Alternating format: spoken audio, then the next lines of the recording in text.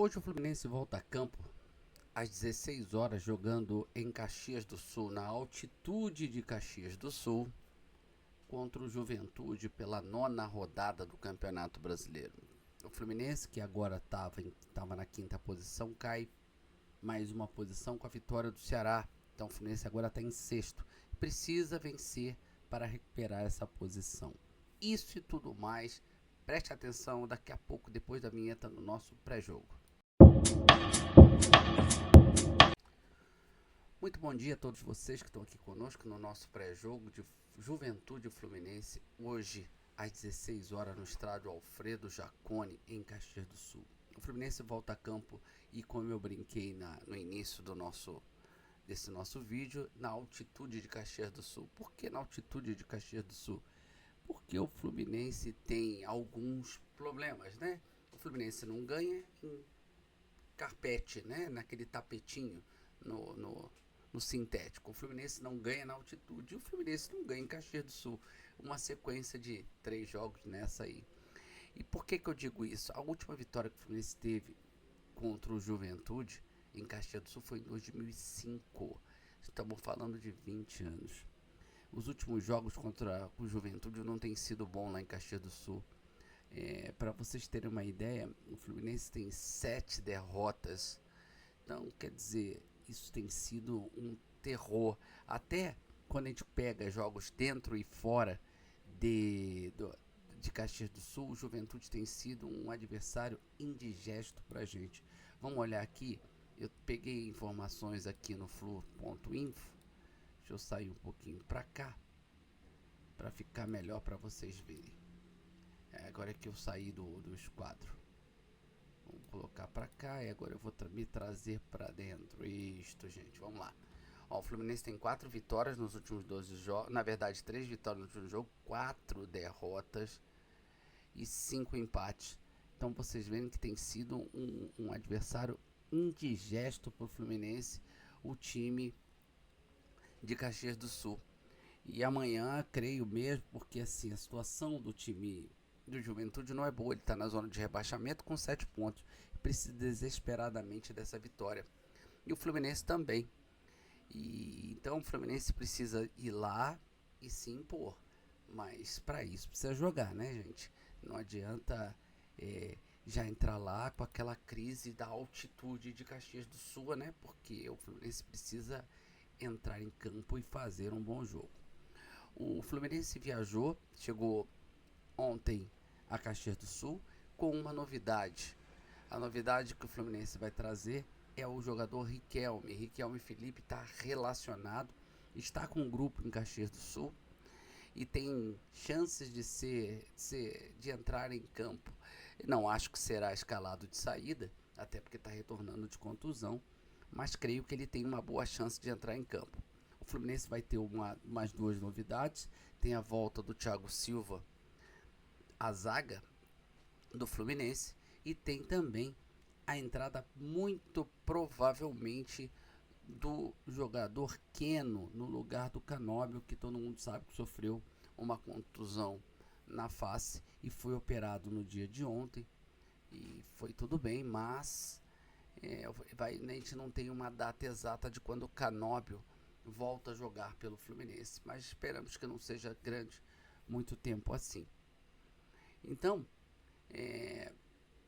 esse jogo do Fluminense e Juventude, vamos trazer algumas informações dele. Daqui a pouco a gente vai falar do campinho, qual é o provável time do Fluminense, quem o Fluminense deve colocar a campo, tudo isso. Vamos lá. Informações do campinho. O jogo vai ser às 16 horas no estádio Alfredo Jaconi. Quem apita o jogo? Wilton Pereira Sampaio. Aonde assistir? Na Globo, no Premiere. Aqui tá trazendo como Record. Eu não garanto que esse jogo passe na Record não, tá, gente? Aqui tá dizendo Globo. Não sei se esse jogo vai passar na Record não. Então, acredito que esse jogo será transmitido somente pela Globo e pelo Premiere. O Juventude deve vir a campo com o Marcão, o Everton, o Angel, o Rodrigo San e o Alan Ruschel pelo lado esquerdo, que é o capitão do time. Provavelmente com o Jadson, ex-Fluminense, Sique, o Mandaka e o Batalha. No ataque, o Enio, ou o Giovani e o Tagliari. Então, provavelmente esse é o time que vai a campo do Juventude. Quer dizer, gente, não é nenhum bicho de 7 cabeças a gente chegar lá e vencer o jogo. O problema é jogar na altitude, né? O Claudio Tencati que assumiu há pouquíssimo tempo, até porque o técnico foi demitido, né, do Juventude. Então, teremos ali o novo técnico à beira do campo ali, tentando recuperar esses pontos perdidos. A gente simplesmente tem que chegar lá e se impor, fazer o Fluminense jogar como deve jogar, com um time grande, né? Lembrando que nós estamos na 6ª posição, com a vitória do Ceará em cima do Sport por 2-0. E essa posição ela é uma posição enganosa. Por que eu digo enganosa? Porque se o Fluminense vencer, ótimo, continua brigando lá na parte de cima da tabela. Vai a 16 pontos, que está dentro aquele nosso cronograma de chegar até 19 pontos antes do Mundial. Mas se o Fluminense não vence esse jogo, o Fluminense vai cair tranquilamente para a 13ª ou 14ª posição, ficando a 2, 3 pontos da zona do rebaixamento. Lembrando que nós estamos à beira do Mundial aí. Então o Fluminense precisa literalmente fazer que esses 3 pontos sejam acolhidos para a gente. Lembrando que na semana que vem vamos enfrentar o Vasco da Gama no Maracanã. Primeiro teremos o jogo no meio de semana contra o Aparecidense, quer dizer, já vamos chegar mais cansados. Aí teremos o jogo contra o Vasco da Gama no Maracanã 50-50, para quem não sabe. Hoje o Vasco venceu por 3-0, o time do Vasco com o Diniz vai vir motivado para cima do Fluminense. Mas o Vasco vai ter o desfalque do Coutinho, que ele foi expulso no jogo de hoje, mas também não faz muita diferença, né? Venhamos e convenhamos, o Coutinho ele não tem sido um diferencial no time do Vasco, não. Mas lembrando que a gente vai precisar vencer. E aí, esse jogo e o jogo contra o Vasco se tornam obrigação. Porque aí teremos mais um jogo contra o Inter. Esse sim, um jogo muito mais difícil no Beira-Rio. Então, se vencermos, bônus, vamos a 22. Se empatarmos, bônus, vamos a 20. Mas se não, teremos os nossos 19 pontos que estavam na nossa conta para chegar beira antes do Mundial. O técnico Renato Gaúcho, além de ter relacionado esses jogadores, tem de volta o Guga. O Guga viajou com a delegação, porém o Fluminense não tem lá em Caxias do Sul, além do Cano, que tem um problema no joelho, não tem o Bernal, que tem uma contusão no adutor grau 3, não tem o Lima, que teve uma contusão grau 1, como teve o Guga, mas o Guga já treinou e já está em Caxias do Sul com o time. O Lima não. Muitos se falam aí que o Fernando Diniz teria indicado o Lima para jogar no Vasco. E por isso que ele não está jogando. Não creio que seja isso. Acho que ele não ia inventar uma contusão. Mas ele tem 6 jogos. Então a gente tem que ficar de olho nessa história. Mas será que ele trocaria o Fluminense pelo Vasco à beira de um Mundial? Acho que não faz muito sentido, né? Mas quem sabe, nós vamos ter aí ainda algumas contratações. Falaram muito nessa semana de Zé Wellison. Hoje nós tivemos uma ótima notícia. E por que ótima notícia? Porque um jogador recusou o Fluminense. Aí você vai falar, mas isso é uma ótima notícia? Sim, ótima notícia na minha visão. O Marcelo Lomba, goleiro do Palmeiras, recusou a proposta do Fluminense.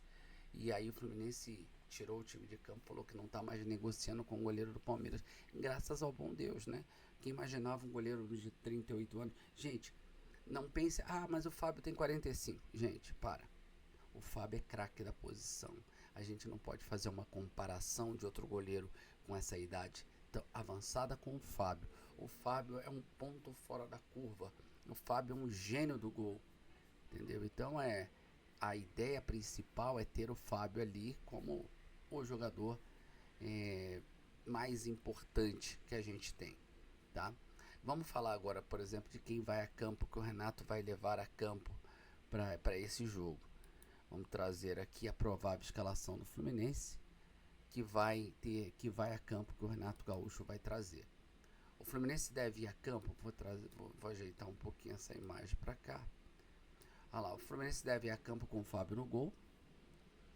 Na lateral direita, o Samuel Xavier. Na lateral esquerda, o Fuentes. Na zaga, o Thiago Silva pelo lado direito. E o Freitas pelo lado esquerdo ali junto com o Fuentes. No meio campo, como primeiro homem, provavelmente o Martinelli. Jogando como segundo homem, o Nonato. E aí teremos Paulo Henrique Ganso. No ataque, o Arias pela direita. O Everaldo pela esquerda e o Keno. O Everaldo no meio e o Keno pela esquerda. Temos aí também uma condição de você ter, por exemplo, a entrada do Renato Augusto. O Renato Augusto é um que pode sim estar entrando no jogo. Ele tem treinado, e aí a gente não sabe como o Renato vê isso, mas tem essa possibilidade sim do Renato Augusto ser esse jogador para entrar no lugar do Everaldo. Vamos ver como é que isso vai se postar. Gente, para mim seria uma baita de uma novidade se o Renato Augusto entrasse bem. Mas tudo bem, lembrando que o Renato jogando como centroavante, ele não tem que fazer essa mobilidade toda. Mas é aguardar e ver as cenas dos próximos capítulos, né? Vamos ver se o Fluminense vai a campo com isso. Espero que o Renato tenha sabedoria para colocar ali. E creio que talvez o Riquelme Felipe entre no lugar do Keno, porque o Keno é um jogador que tem bastante importância, mas talvez não consiga jogar o jogo inteiro. Então teremos aí possíveis substituições. Não creio que ele vai entrar com três jogadores de meio campo com Hércules ali tirando o Ganso. Não acho que isso vai acontecer, mas a gente não sabe o que esperar do técnico Renato Gaúcho. Então, pessoal, praticamente é isso que eu queria passar para vocês desse pré-jogo, dessa necessidade. Então, amanhã, depois do jogo, estaremos aqui junto falando mais uma vez sobre esse pós-jogo do Fluminense. Esperamos que o Fluminense consiga passar pela altitude de Caxias do Sul e consiga literalmente se livrar desse abismo que é ganhar lá em Caxias do Sul. Agradeço a todos pela participação. Deixe seu like, se inscreva no canal, tá bom? Um abraço a todos. Fiquem com Deus.